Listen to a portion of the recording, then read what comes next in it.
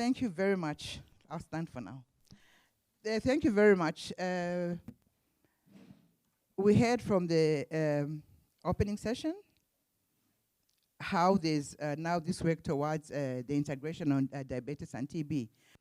This particular session, as I start, I would like to ask the initial question to all the panelists. And then after that, I'll ask individual questions. So what I wanted to know now was, what are the current barriers to successful integration, integrated services delivery? And also, what do you see the greatest areas of opportunity in scaling up integrated service delivery? Any one of you could start.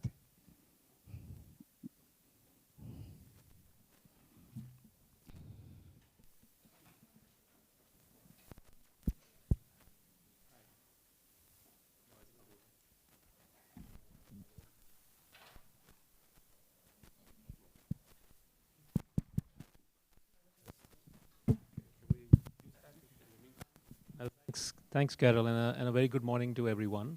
So I think the fireside chat that happened just before this panel was pretty illuminating, and it kind of underscored, majority of the barriers that the countries are facing today.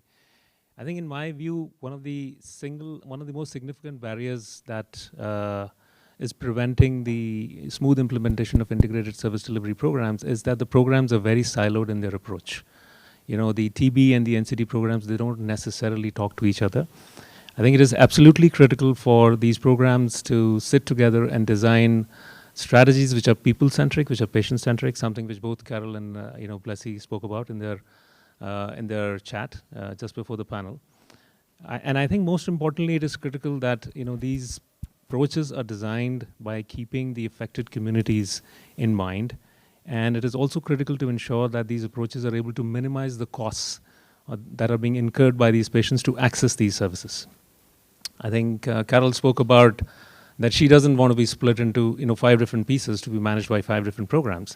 I mean, it is the imperative of the governments and the ministries to make sure that once a patient walks into a healthcare facility, there are access channels which are available to ensure that the patient or the presumptive individual who's walking is screened for all the necessary diseases that he or she needs to be screened for.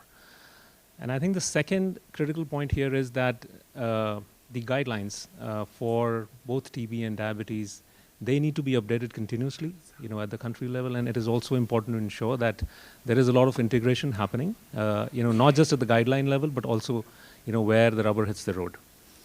The third, maybe a barrier and an opportunity also, is that it is critical to build human resource capacity. It is critical to train the healthcare workers, the community healthcare workers, to be able to, screen the patients, ask the right questions, and also the lab techs and the other healthcare workers and providers who are at the facility level, and then make sure that this workforce is deployed across the levels of care to ensure that the patients are appropriately taken care of.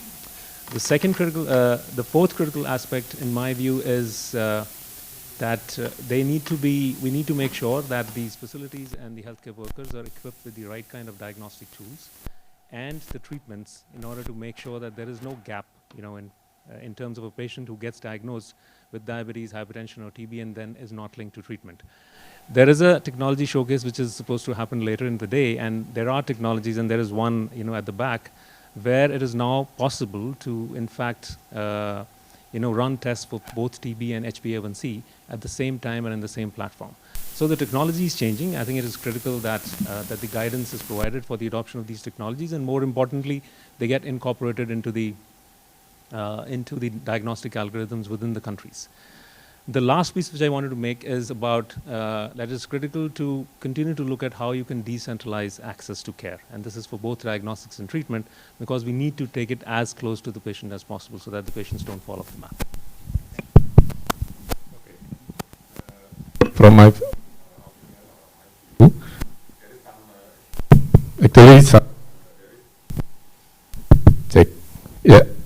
actually there is some barriers there, but maybe I will inform you some of the barriers. First thing, same with the panels before, about the data gaps. The data gap is not only from the TB cases we can found from the real cases, but also the how we can integrate it within the diabetics or comorbids or from each patient.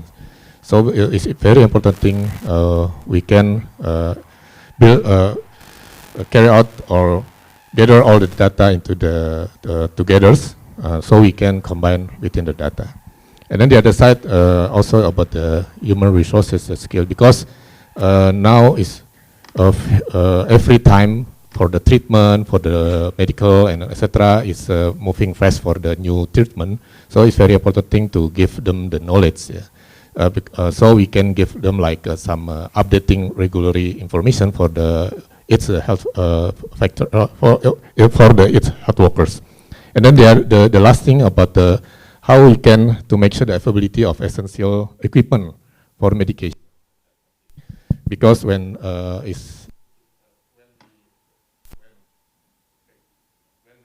shortage can when the shortage occur can disrupt not only the delivery but also can increase resistance. So the important thing how we can integrate it, not only the supply for the its facility etc. for the suitability for the medication. Thank you.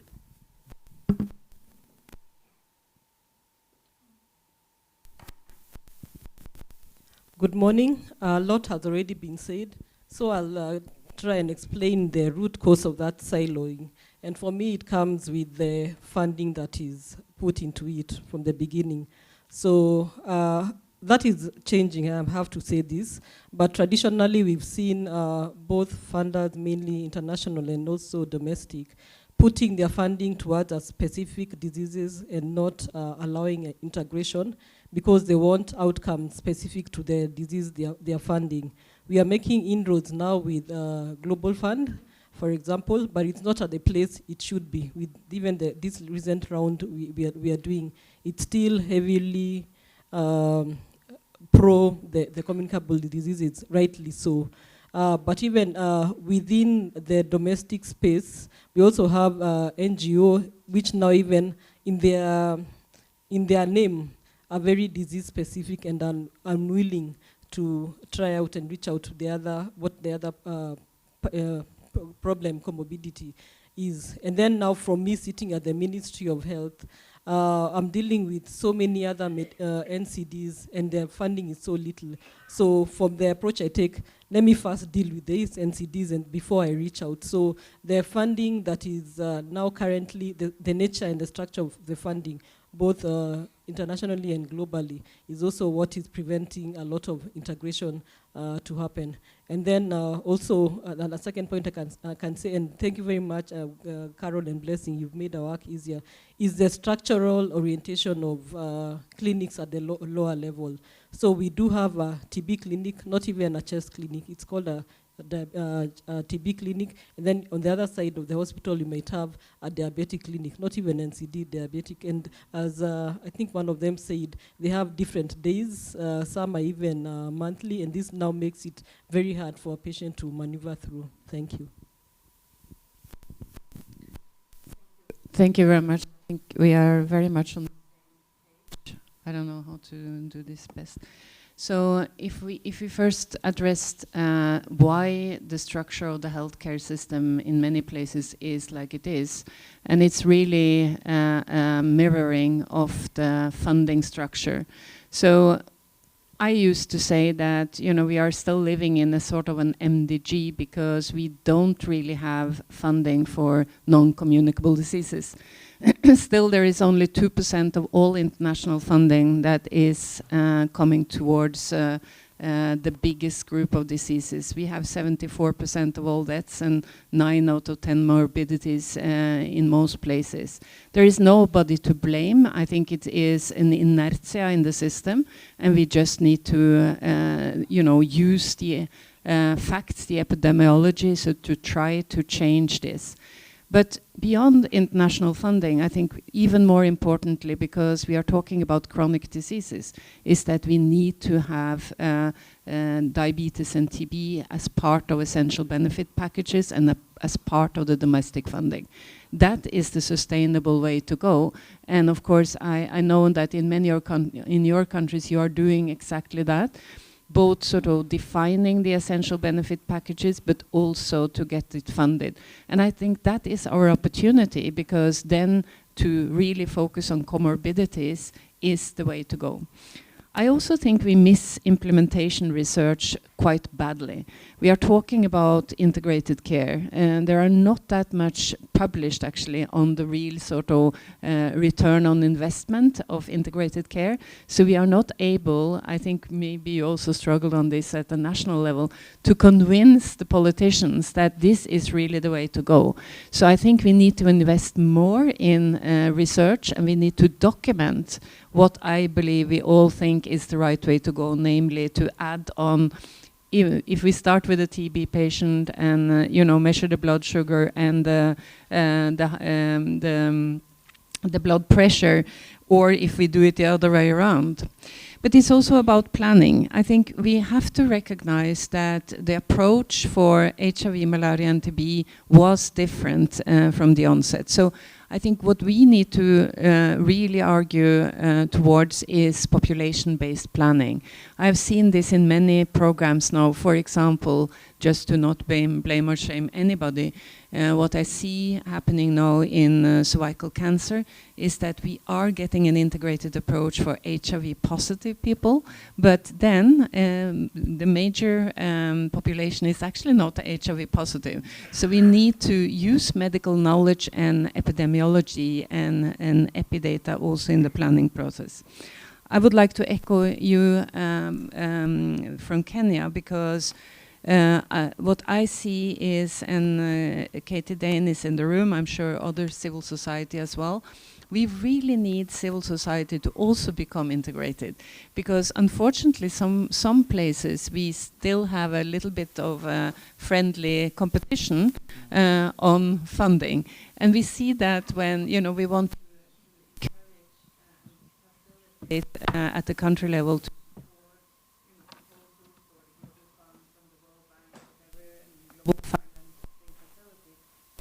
there is all groups in around the table, not maybe. We need to sort of use the same thinking that we have developed in TB so efficiently, also for comorbidities. So I will come back to the opportunities, because I hope you will have a second round, right? Definitely, definitely. Thank you very much. Yes, we've heard about how it's important to have the guidelines updated continually. You've also talked about the data capture and how it's important to combine that. Also, we've heard a little bit about the causes of the siloing, and also importance of talking about the return on investment on the integrated care. So now I'll come back to you, Mr. Satyenji. I'd like to find out now for you to share experience from Indonesia. How has integrated co-management of TB and diagnostic management benefited both the health system and patients in Indonesia? Could you please share the models, and is it easy for us to share those models and have them transferred to other countries? Yeah. Okay. Actually, we learned from the COVID-19 how to handle the infectious disease. Especially using the technology. The first thing when we doing is how we increasing. The first thing is about how we increase the funding the cases. How we can diagnosis to increasing the number of diagnoses. On 2022, we only can found the new cases around 400,000. And then after we improve the system, so we can found almost twice, more than 700,000 cases. And then in 2023, more than 800,000. So it's very important thing how we can improving the number of cases first. And then after this, we also integrated within the medical record from each patient. Because we already have the health information exchange, we call this HEAT, we put in some standard, ICD-10, ICD-9, so we can easy to integrate it from the cases into the diabetic cases. because already connected with the more than 32,000 health facility already connect with us. So we can found some combination within there. And then the other side is also the important thing, how we can improve the testing and also the tracing. And then the important thing, how we can give you the result directly after you got the testing, and then you can get the result directly to make sure you're not infecting to others people, yeah? Because the TB, if you live within the family, it can be spread to others members. Because that's very important thing, the fastest how give you the information, oh, you are TB, and then you need some information, etc. And then the other side also, how we can combine, not only we focus the TB cases, but also the diabetic cases. Last year, we conduct some thorax X-ray screening. Yeah, around 77,000 patient diabetics, and then we got result around 9% prevalence of tuberculosis from the DM patients. So we can both not only focus the TB, but also the DM cases to increasing not only the founding the new cases. And then the other side also we transition the COVID app before into the Satu mobile. Actually, this is the Citizen Health app. So we can give you like some reminder for drug to drink the drugs, and so the reminders to get the consultation, the next consultation, to make sure the sustainability for treatment can occur from its patients. The other side, actually, of course, we need to develop the dashboard, the data itself. We can be also not only the central government can access, but also the health facility should be accessed to make sure they monitors its patient, or they continuously medication, and etc. And also to give you to special cases, yeah, for if there is comorbid like hypertension, diabetes, and etc. Yeah. Thank you so much. Now, Dr. Gadecha, I would like to focus a little bit on the research that you have done into various service integration models. Models prove the most effective, and of those models, what features of integrated models make them easy to scale? If we need to scale up, which ones would you say would be the easiest ones? We don't have an answer at the moment. We are still discovering also for ourselves, but there are some lessons we've learned so far.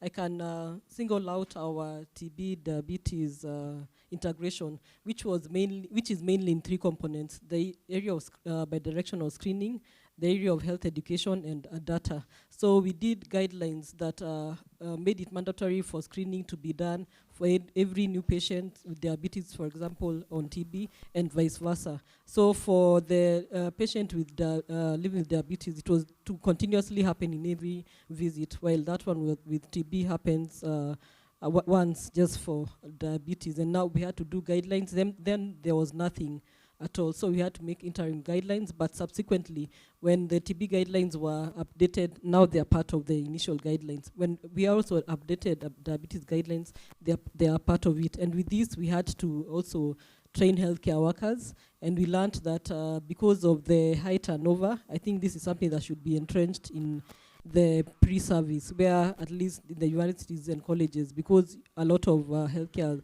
workers get moved. Then the issue, we also train them on health education, just being able to tell either patients about healthy lifestyle, whether or not you have both diseases. So that was being done during the for the patient education. And then we also modified our tools. Like if I can talk about our diabetes tools, we have a diabetes hypertension tool that starts with the patient file. So that has an issue of, did you screen? What was the outcome? And then now that gets transferred, you saw this number of patients, how many were screened for TB and how many were positive. And then the TB people also have an electronic system, and they also included the diabetes. So it was just more of a proof of concept. The thing about this one, it ended up at screening, and now we have to advance it at the next level, because if you are living with the diabetes and you're found to be having TB, or you're screened positive for TB, then you are referred to the TB clinic for management. So you still have to go to a different clinic, and you have to get the synergies.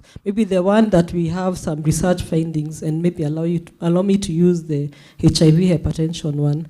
We're also looking at that model for integration, but I'll just straight away go to the barrier. The issue of medicines. HIV medicines are free, non-communicable diseases are not free. So at the end of the day, you're able to give those patients free medication, and we realized earlier on that if the project is going to go on, we had to realign our budget and start providing medicine, which is not now what the system is, but at least it enabled us to continue measuring the other systemic levels of how would integration look like. So I think trying to provide drugs is very important. Having strong clinical leadership, buying from the medicines, and also mentorship is very, very important. Thank you. Thank you very much. I think the part you talked about the drugs, I think is really important. For me, it's one of the areas that I pick up as an advocacy area for the activists. Like we're saying, we're coming into this space, so watch this space, we're coming to help with that. So now, Sanjay, now we want to hear a little bit more about the models in India. So what models for integrated care have you studied in India, and what features have made various models successful? And could these lessons be, for example, transferable to other countries? I think the same way I'd asked for Indonesia. Yeah, thanks, Carol. So in India, I think we've had a good experience implementing integrated service delivery models. We are in fact right now in the process of implementing a project which is supported by the Stop TB partnership. And this is a project which is happening in the southern part of the country. And we are working with a grassroots NGO, which is Strong Community Connects. The project is actually focused on integrated service delivery. And for example, along with TB, we are looking at chronic respiratory diseases, as well as diabetes and hypertension. So the key aspect of this project is that we are working directly with the community. In fact, we are working with women self-help groups. This picture that you see in the backdrop is in fact from the project. And so these women are very much a part of the community. And this organization, this local partner with whom we are working, MyRada, they have a long-standing relationship with the community. They have the trust of the community. And in fact, they are focused on a livelihood approach, and we have taken the same approach where these women are actually being incentivized for offering these integrated service delivery services. So the way the project works is that we have these healthcare workers who would go from house to house, and they would administer a verbal questionnaire to sort of screen patients for tuberculosis, and basis the symptoms, they are then referred to higher level facilities for confirmatory testing. For NCDs, they have been equipped with both blood glucose meters as well as the BP machines, and they have been trained to sort of use these machines on these patients. They tend to screen the entire household. As far as the national guidelines for screening of individuals for diabetes and hypertension is concerned, we can only screen patients who are above 30 years of age. So far, from a TB standpoint, the project has screened almost 1.5 million people, across 2 villages in this district. And from a diabetes and hypertension standpoint, more than 200,000 people have been screened. And the model is working very well, because I think these women are a part of the community, which is actually a huge learning for us, is that how critical, and again going back to the comments that were made by Carol and Bent and Blessies, that is so critical to have community as a central part of the interventions that you're trying to implement. Because without these women, I think it would have been very hard for us to sort of gain the trust and confidence for people to offer themselves for testing. However, one of the challenges that we are seeing is that diabetes and hypertension are perceived as less of risks by the communities as compared to TB. For example, we are seeing when we are referring these patients for testing to higher levels of care, we are seeing a higher level linkage for the TB patients because of the perception that TB is a far more dangerous disease as compared to diabetes and hypertension. So while we have been able to pick up we're seeing a prevalence of anywhere between 1 to 2% for diabetes and hypertension, We believe that this could be a lot higher, because we are right now only doing a random blood sugar and doing a random check for the BP for the hypertension, but it is important that these patients be referred to the facility so that a confirmatory diagnosis can happen, which is where we are seeing a challenge. However, one of the other good things is that we are not only ensuring that the patients are getting screened, but those who are actually getting into the facilities, we are also making sure through these self-help groups that they're continuously following up with them to ensure that they are regularly taking their medication and hence have better outcomes. So from a learning standpoint, as I said, I think it is critical to involve the community in the decision making, because especially when you're looking at these geographies, where these communities are deeply entrenched, I think that has sort of worked pretty well. And we have been able to break these silos to a certain extent, because we are able to refer these presumptive patients to the same facility where the confirmatory testing for NCDs as well as TB is available under one roof. Thank you very much. It's great to hear how you are working with the women self-help groups. Bente. So for you, I wanted to find out how integrated care promotes good health over the lifespan of someone with chronic illness. And also, what role does integrated care play in health system strengthening and achieving health for all? Thank you. That was big questions, right? For a big person. So before I answer them, I think I just want to go back to the opportunities, and it's really reflected by the excellent panel. So first of all, I think Dr. Gladwell, what you're doing is exactly what is needed. We need to prove things. We need to really have facts on the table. But I wanted to mention a couple of opportunities. First of all, it is to implement the political declaration of TB, which has paragraphs mandating all of us to do it. And then the second one is when it comes to financing. As a preparation for the next high level on NCD, we will have an international financing dialogue for NCD and mental health happening in Washington, D.C. And this is actually the second dialogue. We did the first one in Copenhagen with World Diabetes Foundation as part of the triggers. So this is really important. And then for all of you, and Bianca is here, please wave your hand. We will be very happy to have more partners also from the TB community joining us in the Global Diabetes Compact, because I think this is things that really gives solutions, but it's also a sign to the communities that we are working together at all kind of levels. Then I think, the integrated care models, for me, it's clear that that is the way to go. And I'm 100% certain that we will find that this is the best return of investment. I also believe what Dr. Sanjay is saying, we need to look into task shifting and community-based models. I mean, we have already forgotten what TB and HIV did early days. This is actually the way many of the great achievements was made. And we need to do that again, and we shouldn't shy away from the combination of really modern technology and volunteers going from house to house. This is the combination we are looking for. I don't think we need I think we need to be much more vocal on access to medicines and technology. Just pure diagnostics doesn't really exist very many times for diabetes. We see many clinics. They might have insulin one day, then they have the glucose meters another day, and then they have the sticks. And beyond that, it's also horribly costly. We cannot just face these things. And was mentioned as well that we have a system where people are treated for free for TB, and then it's a completely out-of-pocket cost for trying to address diabetes. This is, I think, against human rights, and we need to really focus on that. So that's why I'm also very happy that FIND is here.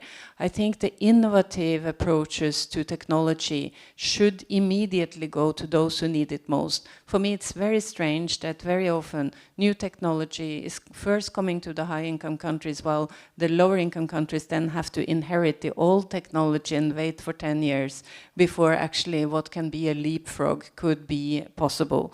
So these are things I think is necessary. And then it's not possible to do these things without data.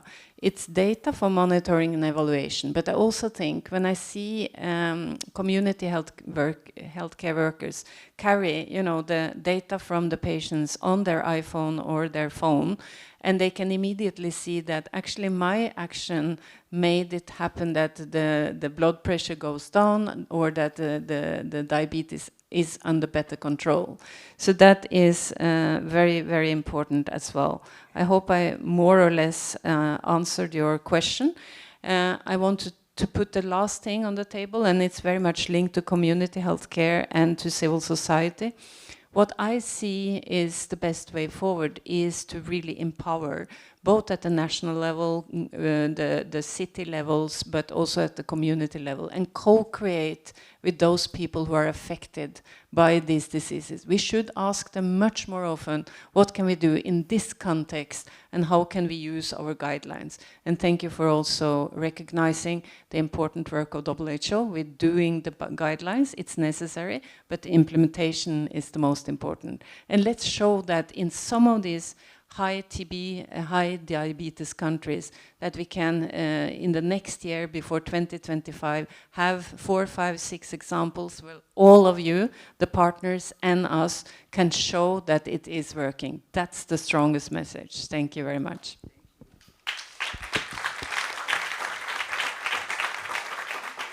At the end of the session, I've been told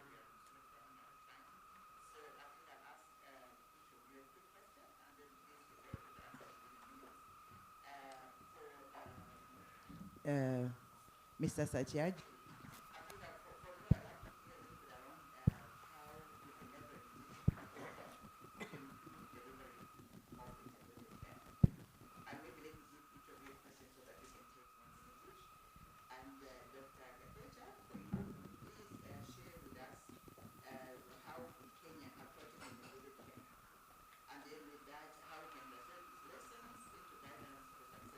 Care integrated the diseases we're discussing here, if there's a way we can and Sanjay, for you, what does the future of integrated care,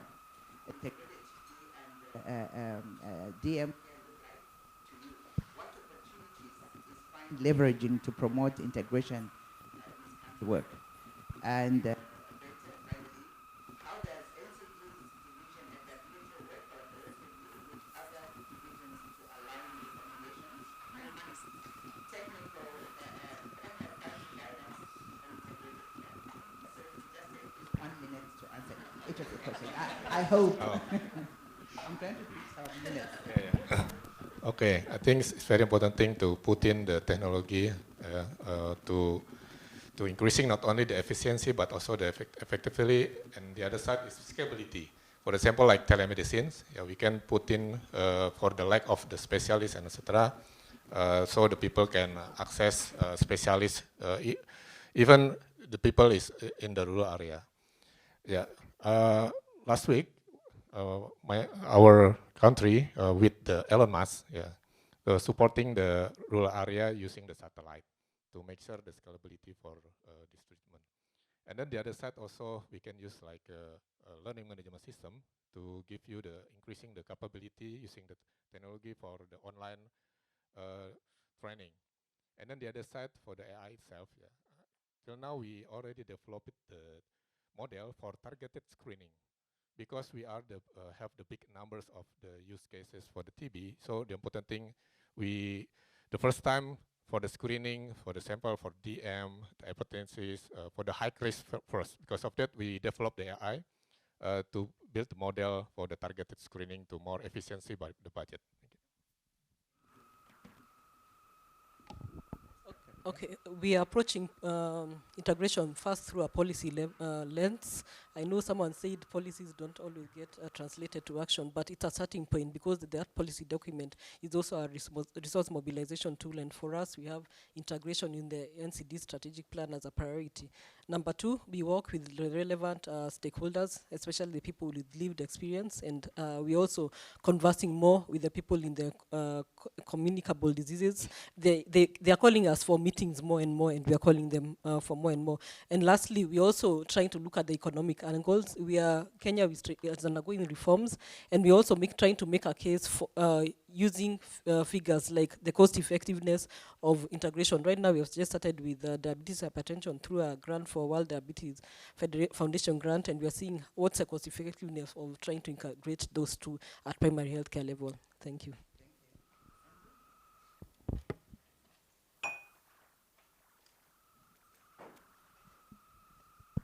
So I think for me, this is the future, this room, where we have WHO, we have Global Fund, we have WDF, FIND, and so many stakeholders and partners who are so interested, and stakeholders and partners from the countries, who are so interested in terms of making this integrated service delivery a success.